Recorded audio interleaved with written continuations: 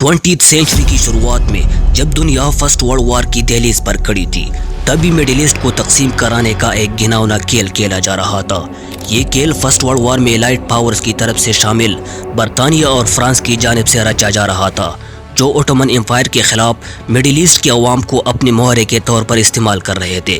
ایک طرف عرب ممالک کو سالوں سے جکڑی غلامی سے آزاد کرانے کا جھوٹا خواب دکھایا جا رہا تھا، تو دوسری طرف دربدر بھٹکتے اور اینٹی سیمیٹزم کا شکار یہودیوں سے الگ ملک کا وعدہ کیا جا رہا تھا۔ لیکن 1918 میں جب ورلڈ وار ختم ہوا تو عرب ممالک کے آزادی کے خواب ادھورے رہ گئے اور الائڈ پاورز نے انہیں ٹکڑوں میں بانٹ کر اپنی کالونیوں کا حصہ بنا لیا۔ ان کی نظریں میڈل ایسٹ کے آئل ریزرو پر تھی، جس کے لیے انہوں نے یہاں کے کلچر اور نسلی شناخت کو بری طرح رون ڈالا اور اپنے فائدے کے لیے میڈل ایسٹ کے نقشے پر ایسی لکیر کھینچی جس نے پورے عرب معاشرے کو ایک دوسرے کا دشمن بنا دیا۔ ایک ہی مذہب کے لوگ فرقوں میں بٹ گئے اور ایک دوسرے کے خون کے پیاسے ہو گئے۔ اس جھگڑے کو فلسطین میں یہودیوں کو بسائے جانے کے مسئلے نے مزید الجھا دیا۔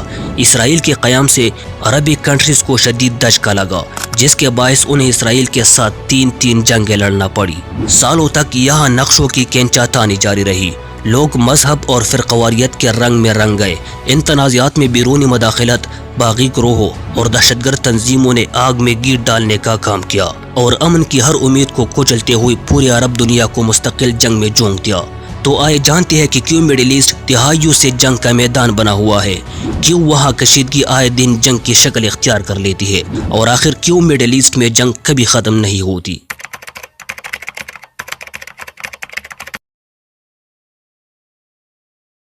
15ویں سے 16ویں صدی کے درمیان سلطنت عثمانیہ اپنی توسیع کے عروج پر تھی، جس کے زیر اثر جنوبی مشرقی یورپ، شمالی افریقہ، میڈل ایسٹ اور جزیرہ نما عرب کا بڑا حصہ شامل تھا۔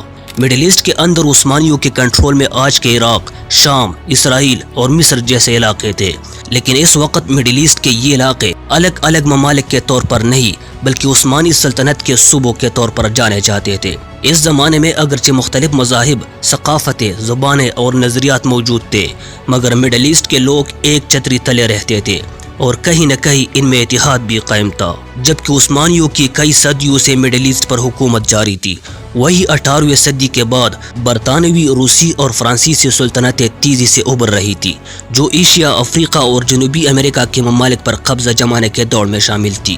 سب کنٹیننٹ کو اپنے قبضے میں لینے کے بعد برطانیہ اپنی سلطنت کو عرب کنٹریز تک بڑھانا چاہتا تھا، لیکن وہاں عثمانیوں کی موجودگی میں ایسا کرنا اس کے لیے خواب جیسا تھا۔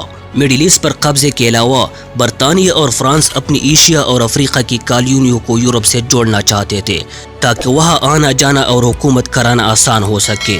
انہیں اس سلسلے میں نجات تب ملی جب مصر کے قیدیو سعید پاشا کی اجازت سے فرانس نے 1859 میں میڈیٹرینین سی کو ریڈ سی سے جوڑنے والی ایک مصنوعی نہر کی تعمیر شروع کی، جسے بعد میں سوئس کینال کہا گیا۔ 1869 میں اس نہر کو مکمل ہونے سے دنیا میں انقلاب آ گیا۔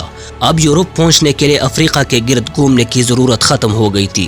یورپ اور ایشیا کے درمیان ٹریڈ اور ٹریول کافی آسان اور تیز ہو گیا۔ سوئس کینال کے بننے سے برطانیہ کا ایک بڑا مسئلہ حل ہو گیا تھا۔ اب صرف میڈل ایسٹ پر قبضہ جما کر اپنی سلطنت کو وسعت دینا باقی تھا۔ مسلسل عثمانی سلطنت پر دباؤ ڈالنے اور حملوں کی کوششوں کے بعد برطانیہ نے بالآخر 1882 میں مصر اور سوئس کینال پر عملی کنٹرول حاصل کر لیا۔ یہ صرف نہر پر قبضہ نہیں تھا بلکہ میڈل ایسٹ کی باقی حصوں میں اثر رسوخ قائم کرنے کی بنیاد بھی تھی۔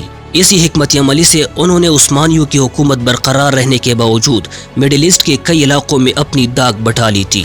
برطانوی دور اندیش تھے، انہیں اندازہ تھا کہ میڈل ایسٹ کی زمین کے نیچے کہیں نہ کہیں خام تیل کے وسیع ذخائر موجود ہے جو انہیں بے حد طاقتور بنا سکتے ہیں۔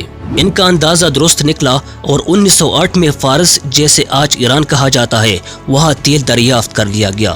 برطانیہ نے وہاں اینگلو پارسین آئل کمپنی قائم کی اور جلد ہی تیل کے وسائل پر اپنا قبضہ جما لیا۔ برطانیہ کے علاوہ فرانس بھی میڈل ایسٹ میں اپنا اثر بڑھانے میں مصروف تھا۔ دونوں ممالک کی نظریں وہاں کے تیل پر تھی، اسی لیے انہوں نے ایران کے پڑوسی عراق میں بھی تیل کی تلاش شروع کر دی۔ عثمانی سلطنت ان طاقتوں کی بڑھتی موجودگی سے پریشان تھی مگر کچھ نہ کر سکی۔ الٹا برطانیہ نے بالکن کے ممالک کو عثمانیوں کے خلاف بھڑکا دیا، جس کے نتیجے میں 1912 اور 1913 میں 2 بالکن وارز ہوئی۔ ان جنگوں میں سربیا، یونان، بلغاریہ اور مونٹی نیگرو نے عثمانیوں کے خلاف جنگ لڑی۔ زیادہ تر محاذوں پر عثمانی سلطنتوں کو شکست ہوئی اور وہ کمزور ہو کر اپنی آخری سانس سے گرنے لگی۔ عثمانیوں کو برطانیہ اور فرانس سے بدلہ لینے کا موقع تب ملا جب اگلے ہی سال 1914 میں پہلی عالمی جنگ شروع ہو گئی۔ عثمانی سلطنت اس جنگ میں برطانیہ، فرانس اور روس کے خلاف جرمنی، آسٹریا اور ہنگری کے ساتھ شامل ہو گئی۔ عثمانیوں کو امید تھی کہ وہ اس طرح برطانیہ سے بدلہ لے گے، جبکہ برطانیہ جنگ میں الجھے ہونے کے باوجود عثمانی سلطنت کے خاتمے کی منصوبہ بندی کر رہا تھا۔ اسی مقصد کے لیے برطانیہ نے عرب دنیا کے ایک بڑے رہنما حسین بن علی کو اپنے ساتھ ملا لیا۔ ان سے وعدہ کیا گیا کہ اگر وہ عثمانیوں کے خلاف بغاوت شروع کرے تو عربوں کو آزاد کر کے ایک متحدہ عرب ریاست قائم کی جائے گی جو ریڈ سی سے لے کر پارسین گلف تک پھیلی ہوگی۔ اس ایگریمنٹ کے بعد 1916 میں حسین بن علی کی قیادت میں عرب بغاوت شروع ہوئی۔ اسے مزید طاقتور بنانے کے لیے برطانیہ نے اپنے ایک فوجی افسر ٹی ای لارنس کو بھی اس مہم میں شامل کر دیا، جو بعد میں لارنس آف عربیہ کے نام سے مشہور ہوا۔ ٹی ای لارنس اور حسین بن علی نے مل کر عرب افواج کے ساتھ اس بغاوت کی قیادت کی۔ لارنس نے عربوں کو جنگی حکمت عملی سکھائی اور گوریلا جنگ کے ذریعے عثمانی سلطنت کو شدید نقصان پہنچایا۔ اس بغاوت سے عثمانی سلطنت بہت کمزور ہو گئی۔ 2 سال تک جنگ جاری رہنے والی اس تحریک میں عربوں نے انگریزوں کے ساتھ مل کر دمشق سمیت عثمانیوں کے کئی علاقوں پر قبضہ کر لیا۔ عرب اس امید پر انگریزوں کے ساتھ تھے کہ انہیں آزادی ملے گی، جبکہ انگریز دراصل عثمانیوں کو ختم کر کے اپنی سلطنت قائم کرنا چاہتے تھے۔ اسی دوران 1916 میں برطانیہ اور فرانس کے درمیان ایک سیکریٹ ایگریمنٹ ہوئی، جس کا مقصد جنگ کے بعد عثمانی سلطنت کے علاقوں کو آپس میں تقسیم کرنا تھا۔ برطانوی افسر مارک سائکس اور فرانسیسی افسر فرانسوا جارج پیکو نے مل کر سائکس پائکوٹ ایگریمنٹ تیار کی۔ اس ایگریمنٹ کے تحت موجودہ جنوبی اسرائیل، اردن اور جنوبی عراق برطانیہ کو ملنا تھا، جبکہ شام، لبنان، شمالی علاقہ اور جنوبی مشرقی ترکی فرانس کو دیا جانے طے پایا۔ اس معاہدے کے دوران ایک نقشہ بھی تیار کیا گیا جس میں ان علاقوں کو نشاندہی کیا گیا جنہیں دونوں طاقتوں کے درمیان تقسیم کیا جانا تھا۔ عربوں کے علاوہ اسی وقت برطانیہ یہودیوں سے بھی وعدے کر رہا تھا۔ کہا گیا کہ فرسٹ ورلڈ وار میں تعاون کے بدلے فلسطین میں یہودیوں کے لیے قومی وطن قائم کیا جائے گا۔ اپنے اسی وعدے کو پورا کرنے کے لیے برطانیہ نے 1917 میں بلفور ڈکلیریشن جاری کیا، جس میں فلسطین میں یہودی قومی وطن کی حمایت کی گئی۔ اسی دوران فرسٹ ورلڈ وار شدید شکل اختیار کر چکی تھی۔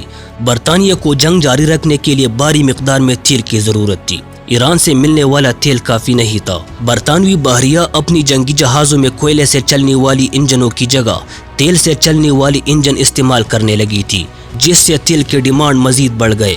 اس وقت برطانیہ تیل کے لیے زیادہ تر امریکہ پر انحصار کرتا تھا، جو دنیا کی تقریباً 70% تیل پیداوار اکیلا فراہم کر رہا تھا۔ لیکن برطانیہ جلد از جلد امریکہ پر انحصار ختم کرنا چاہتا تھا۔ ووڈرو ویلسن کالونیل سسٹم کے سخت مخالف تھے، جبکہ برطانیہ اور فرانس کا پورا سسٹم ہی کالونیل تھا۔ اسی خطرے کو دیکھتے ہوئے برطانیہ نے ایران کے علاوہ مڈل ایسٹ کے دیگر علاقوں میں بھی تیل کی تلاش تیز کر دی۔ 1918 تک پہلی عالمی جنگ میں جرمنی اور عثمانی سلطنت کو الائٹ پاورز کے ہاتھوں شدید شکست ہو چکی تھی۔ جرمنی کا خواب ٹوٹ گیا، جبکہ عثمانی سلطنت بکھرنے لگی۔ الائٹ پاورز کی فتح سے یہودیوں کو اپنے لیے الگ وطن کی امید ملی، جبکہ عرب یہ سمجھ رہے تھے کہ اب انہیں بھی آزادی دے کر ایک متحدہ عرب ریاست قائم کی جائے گی، مگر ایسا کچھ نہ ہوا۔ عربوں کا آزادی کا خواب اس وقت چکنا چور ہو گیا جب فاتح طاقتوں نے عثمانی سلطنت کے صوبوں کو آپس میں بانٹنا شروع کر دیا۔ عرب قوم پرست جب تک سمجھ پاتے تھے کہ ان کے ساتھ دھوکہ ہو چکا ہے، تب تک بہت دیر ہو چکی تھی۔ 1920 میں الائٹ پاورز نے اور عثمانی سلطنت کے بیچ ٹریٹی آف سیوریز ہوئی، جس کے تحت عثمانی علاقوں کو تقسیم کر دیا گیا۔ اس تقسیم کے بعد میسوپوٹیمیا، فلسطین اور اردن پر برطانیہ کا کنٹرول ہو گیا، جبکہ شام اور لبنان فرانس کے قبضے میں آ گئے۔ اسی دوران کرد قوم کے لیے بھی الگ ملک بنانے کی بات ہوئی۔ کرد لوگ مڈل ایسٹ کے ایک وسیع علاقے میں آباد تھے اور اپنے لیے کردستان چاہتے تھے، لیکن ان کے علاقوں کو ترکی، ایران، عراق اور شام میں تقسیم کر دیا گیا، جس کے باعث وہ ان ممالک میں اقلیت بن گئے۔ ان کی زبان، ثقافت اور شناخت الگ تھی، اور یہی مسئلہ بعد میں بڑے تنازعات کی وجہ بنی۔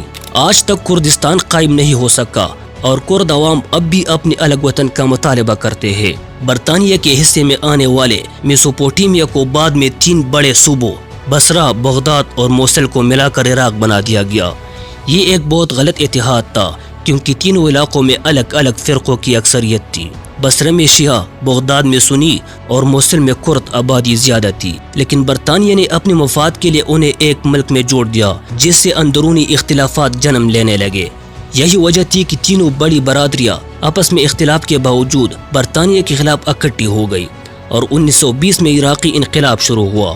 بغداد میں ہزاروں عراقی برطانوی فوج کے خلاف اٹھ کھڑے ہوئے، پھر یہ بغاوت نجف، کربلا اور موصل تک پھیل گئی۔ برطانیہ نے شروع میں اسے ہلکا لیا، مگر جب حالات بگڑ گئے تو فوج کے ذریعے اسے کچل دیا۔ اس بغاوت نے برطانیہ کو احساس دلایا کہ عراق پر براہ راست حکومت آسان نہیں، اس لیے 1921 میں فیصل بن حسین کو کٹ پتلی بادشاہ بنا کر حکومت شروع کر دی۔ برطانیہ کی تاریخ رہی کہ جہاں بھی اس نے سرحدیں کھینچی وہاں کشیدگی پیدا ہوئی۔ مڈل ایسٹ میں بھی ایسا ہی ہوا۔ ایک طرف عراق اور کویت کا مسئلہ کھڑا ہوا۔ عثمانی دور میں کویت بصرہ صوبے کا حصہ سمجھا جاتا تھا، لیکن بعد میں برطانیہ نے اسے الگ کر کے اپنا کنزرویٹو ایریا بنا لیا۔ عراق طویل عرصے تک کویت کو اپنا حصہ سمجھتا رہا اور یہی تنازع بعد میں بڑی جنگوں کی بنیاد بنا۔ دوسری طرف ترکی اور یونان کے درمیان بھی کشیدگی بڑھ گئی۔ ٹریٹی آف سیوریس کے تحت ترکی کے کچھ علاقے یونان کو دی جانے تھے، مگر ترک قیادت نے انکار کر دیا۔ 1919 میں یونان نے ترکی پر حملہ کیا اور کچھ علاقے قبضے میں لے لی۔ یہ بات ترک رہنما مصطفیٰ کمال اتاتورک کو قبول نہ تھی۔ انہوں نے عوام اور فوج کو متحد کیا، یونان کے خلاف مزاحمت شروع کی، جو بعد میں ترک قومی تحریک بن گئے۔ آخرکار یونان کو شکست ہوئی اور 1927 میں ٹریٹی آف لیوزان کے تحت ترکی کو ایک نئی ڈیموکریٹک سٹیٹ ڈکلیئر کر لیا گیا۔ یہ سب وہ تنازعات تھے جو برطانیہ اور فرانس کی بنائی گئی سرحدوں کا نتیجہ تھے۔ انہوں نے ثقافت، مذہب اور نسلی حقیقتوں کو نظر انداز کر کے ایسی لکیریں کھینچ دی جنہوں نے مڈل ایسٹ کو خونریز جنگوں میں دھکیل دیا۔ بعد میں فلسطین میں یہودی ہجرت بڑھتی گئی، عربوں اور یہودیوں کے درمیان تنازع شدت اختیار کرتا گیا۔ 1948 میں اسرائیل کے قیام کے بعد مصر، عراق، اردن، لبنان اور شام نے اسرائیل پر حملہ کیا مگر شکست کھائی۔ اس جنگ کے نتیجے میں لاکھوں فلسطینی اپنے گھروں سے بے دخل ہو گئے۔ ادھر مڈل ایسٹ میں تیل کی وسیع ذخائر دریافت ہو چکے تھے جس نے دنیا کی بڑی طاقتوں کو یہاں کھینچ لیا۔ دوسری عالمی جنگ کے بعد امریکہ اور سوویت یونین 2 سپر پاورز بن کر ابھرے اور کولڈ وار شروع ہو گئی۔ اب مڈل ایسٹ صرف عربوں کا مسئلہ نہیں رہا بلکہ دنیا کی طاقتوں کا میدان بن چکا تھا۔ کہیں امریکہ، کہیں سوویت یونین، کہیں برطانیہ، کہیں فرانس، سب اپنے مفادات کے لیے مقامی حکومتوں، بادشاہوں اور کمیونٹیز کو استعمال کر رہے تھے، اور یہی وجہ ہے کہ آج بھی مڈل ایسٹ میں جنگیں، بغاوتیں، فرقہ واریت، بیرونی مداخلت اور تیل کی سیاست ختم نہیں ہوئی۔